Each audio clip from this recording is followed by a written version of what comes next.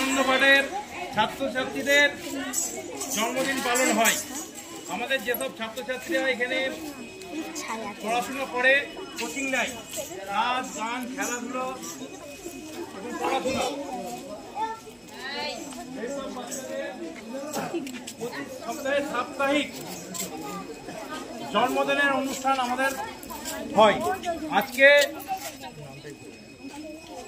জন্মদিন একজনেরই হয়েছে, অঙ্কিত বিশ্বাস। আগের সপ্তাহে 7 জন ছিল, তো এ সপ্তাহে একজনই আছে, অঙ্কিত বিশ্বাসের জন্মদিন। মানে সোম থেকে রবিবারের মধ্যে যার যার জন্মদিন পড়ে, রবিবারে আমাদের বাচ্চাদের সেই কেক কেটে সেলিব্রেট করা হয়।